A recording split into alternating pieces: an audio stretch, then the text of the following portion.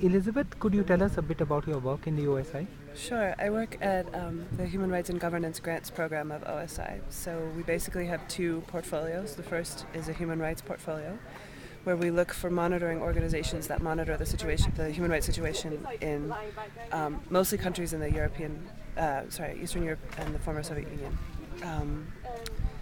We look for organizations that conduct sort of a statewide monitoring of human rights issues, general, and then some more specific issues, including women, prisons issues, and other key human rights issues. And then the other part of the portfolio is an accountability portfolio. So we look for organizations that perhaps work with freedom of information, that work with good governance as a whole. So monitoring the state budget, these are just a couple of examples, monitoring how foreign aid is spent, and also monitoring whether freedom is freely available. And so in those two categories, we have a wide range of organizations, both big and small, that we work with. And we have a wide range of activity that our organizations complete. So, In terms of comparison, is the human rights situation in Eastern Europe different from the situation in other parts of the globe? I don't know. I'm not a global specialist. Yeah. And what are the priorities in Eastern Europe when it comes to human rights today? That actually depends on a country level. So we look for organizations that have a vision for their country, what they want to see monitored, and what they think is the most important, most pressing issue of the day for them. For example, what would the issues be like? Well, I work mostly in the former Soviet Union, and in Georgia, for example, there's a key human rights issue of access to justice and of the independence of the judiciary. In Kazakhstan, we have worked with groups that do prison monitoring, and they're trying to expand that, in addition to sort of the general human rights, basically, situation, the whole portfolio.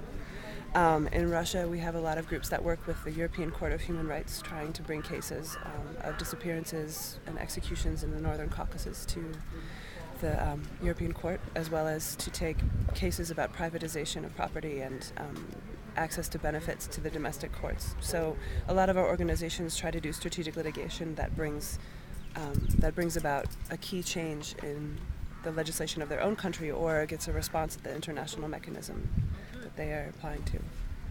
There seems to be some gap between human rights and economic rights. Mm-hmm. So how do you kind of balance off the two?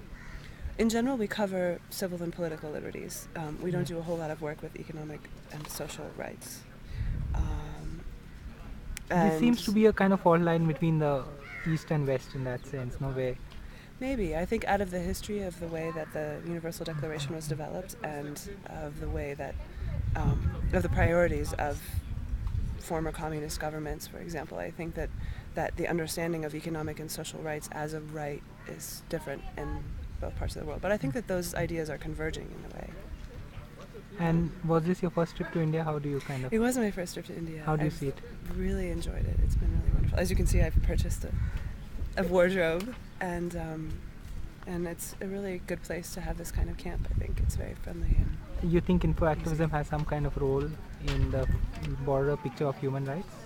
I do. What I would like to find for the human rights organizations that I work with in the former Soviet Union is I'd like to find some way for them to incorporate a lot of the tools that we've been discussing at the camp, particularly the ones around visualizing information so that it's more easily accessible. So the data that you find when you're a human rights organization is really complex, and your logic for why you think it's important or why you're pursuing this particular avenue, that's also complex. And I think that there's a good deal of communication to be done between human rights organizations and their constituencies, including governments, including the average person in the society that they operate in. I think that there's an important communication that needs to take place, where everybody is on board and understands the policy shift that you're trying to achieve, particularly, and the monitoring that you would like to see done. Thanks so much. Sure.